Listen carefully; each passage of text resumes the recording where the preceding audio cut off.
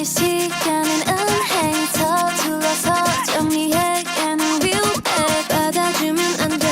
No you better trust me. 답답해서 그래. 첫 안에도 없지만 없을 때긴 여기저기 눈빛을 불빛내 아주 눈부시게 Honestly 우리 사이에 He's been totally lying.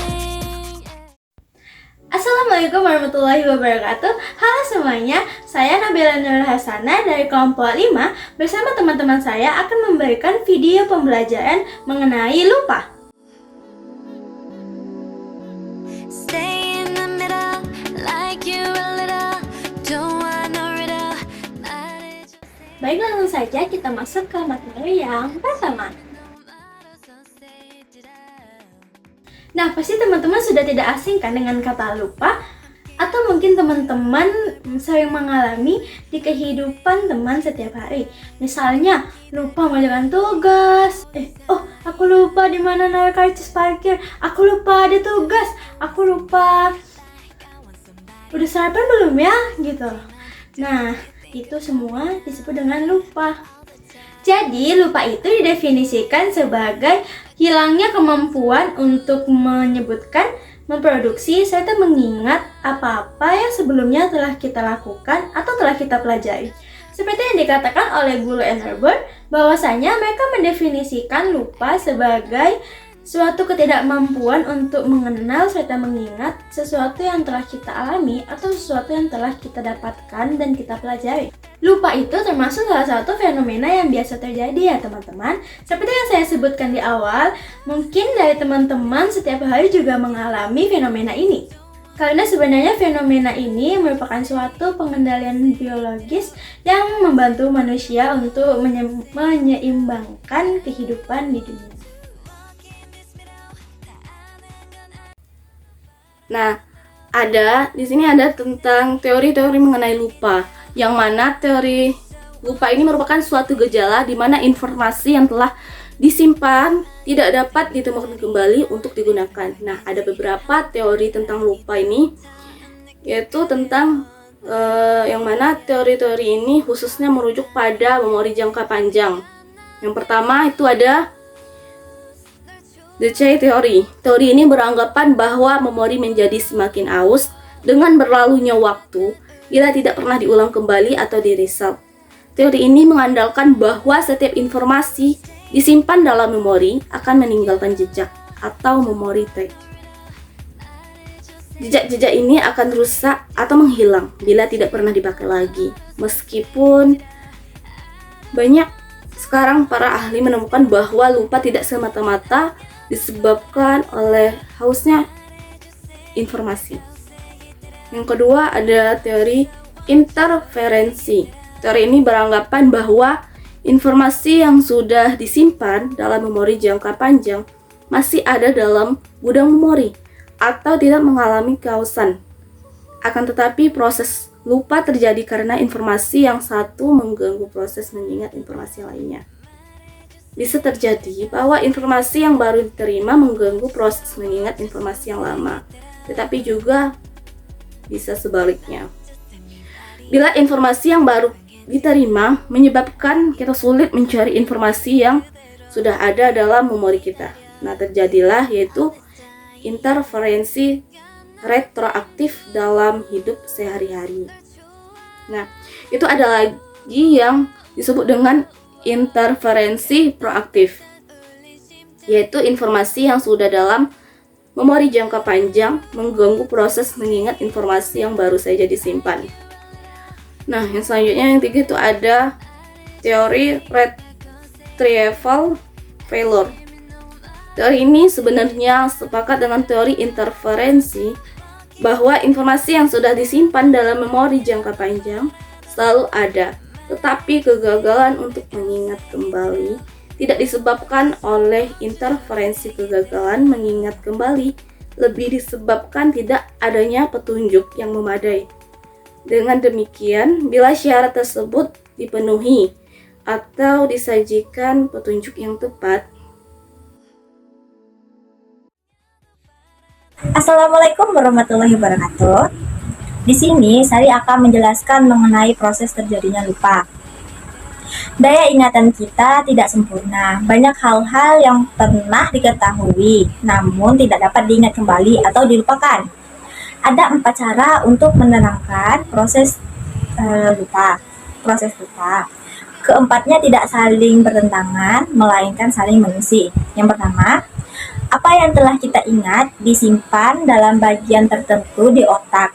Jika materi yang sudah diingat itu tidak pernah digunakan, maka proses metabolisme otak lambat laun materi itu terhapus dari otak, sehingga kita tidak dapat mengingatnya kembali. Jadi, karena tidak digunakan, materi itu lenyap sendiri. Yang kedua, mungkin materi itu tidak lenyap begitu saja, melainkan mengalami perubahan secara sistematis. Ya, atau materi yang tadi, lanjutannya, kalau materi yang baru, kemungkinan hal-hal yang sudah kita ingat tidak dapat kita ingat lagi. Dengan kata lain, materi kedua penghambat diingatannya kembali materi pertama. Hambatan seperti ini disebut hambatan retroaktif. Sebaliknya, mungkin materi yang baru kita pelajari tidak dapat masuk dalam ingatan karena hambatan ada materi lain yang terdahulu dipelajari. Hambatan tersebut disebut hambatan proaktif. Yang keempat, ada kalanya kita melakukan sesuatu. Hal ini disebut represi. Peristiwa-peristiwa mengerikan, menakutkan, penuh dosa, menjijikkan, atau sebagainya. Atau semua hal yang tidak diterima oleh hati nurani akan kita lupakan dengan sengaja. Dengan kata lain, sekalipun proses lupa yang sengaja ini terkadang tidak kita sadari terjadi di luar alam kesadaran kita. Pada bentuknya yang ekstrim, represi dapat menyebabkan amnesia, yaitu lupa nama sendiri, orang tua, anak, istri, dan semua hal yang bersangkut paut dengan diri kita sendiri. Amnesia ini dapat ditolong atau disembuhkan melalui psikoterapi atau melalui proses peristiwa atau suatu peristiwa yang sangat dramatis sehingga menimbulkan kejutan kejiwaan pada penderita. Sekian, terima kasih. Faktor-faktor penyebab lupa. Pertama, lupa terjadi karena gangguan konflik antar item-item informasi atau materi yang ada dalam sistem memori siswa. Gangguan konflik ini terjadi menjadi 2 macam, yaitu 1. Proactive interference dan 2. Retroactive interference. Seorang siswa akan mengalami gangguan proaktif apabila materi pelajarannya sudah lama tersimpan dalam subsistem akal permanennya mengganggu masuknya materi pelajaran baru. Peristiwa ini terjadi apabila siswa tersebut mempelajari sebuah materi pelajaran yang sangat mirip dengan sebuah materi pelajaran yang telah dikuasainya dalam tenggat waktu yang pendek. Dalam hal ini, materi baru sangat sulit dipelajari dan diingat ataupun diproduksi kembali.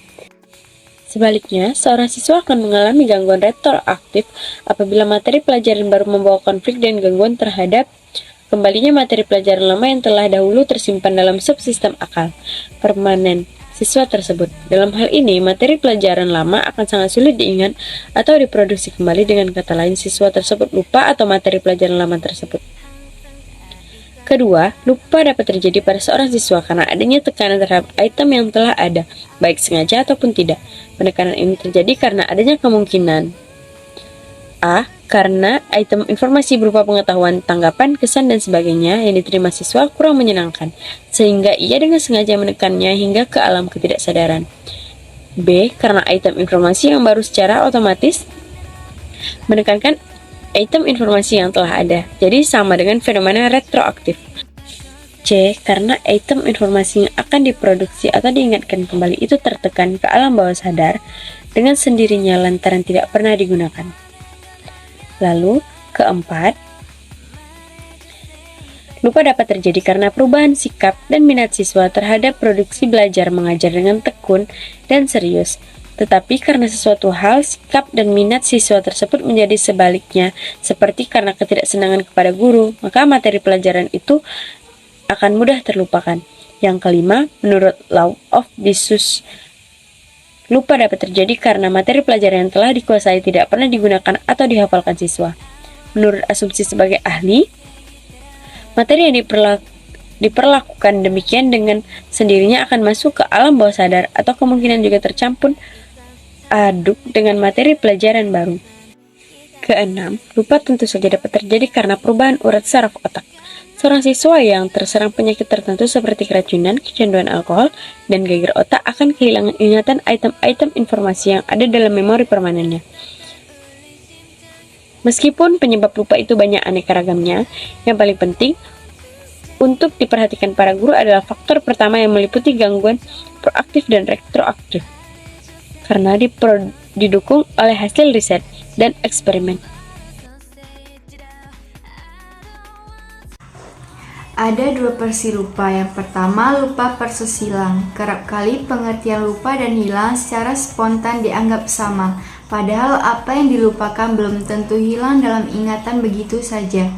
Hasil penelitian dan refleksi atas pengalaman belajar di sekolah memberikan petunjuk bahwa segala sesuatu yang pernah dicamkan dan dimasukkan dalam ingatan tetap menjadi milik pribadi dan tidak menghilang tanpa bekas.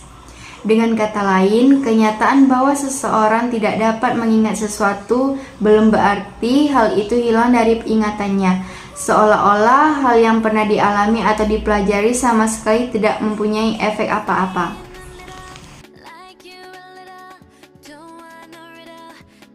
Yang kedua, lupa-lupa ingat. Lupa-lupa ingat berlainan dengan lupa-lupaan dan tidak sama dengan melupakan. Lupa-lupaan berarti pura-pura lupa. Melupakan berarti melalaikan, tidak mengindahkan. Baik lupa-lupaan mengandung unsur kesengajaan, sedangkan lupa-lupa ingat berarti tidak lupa, tetapi tidak ingat benar, seperti samar-samar atau agak lupa. Kadang-kadang kita mengingat sesuatu dari ingatan jangka panjang kita dan merasa seolah-olah kita hampir mengingatnya, tetapi tidak mengingat betul apa yang ingin kita ingat itu, entah itu nama seorang teman, tempat berlangsungnya kejadian tertentu, tanggal lahir seseorang, dan lain sebagainya. Hampir ingat ini disebut gejala ujung lidah. Meningkatkan kemampuan memori. Secara umum, usaha-usaha untuk meningkatkan kemampuan memori harus memenuhi 3 ketentuan sebagai berikut. Yang pertama, proses memori bukanlah suatu usaha yang mudah. Oleh karena itu, perlu diperhatikan bahwa pengulangan atau rekan mekanisme dalam proses mengingat sangat membantu organisme dalam menghadapi berbagai persoalan sehari-hari. Seseorang dikatakan belajar dari pengalaman karena ia mampu menggunakan berbagai informasi yang telah diterimanya di masa lalu untuk memecahkan berbagai persoalan yang dihadapinya saat ini. Yang kedua, bahan-bahan yang akan diingat harus mempunyai hubungan dengan hal-hal yang lain. Khusus mengenai hal ini, konteks memegang peranan penting.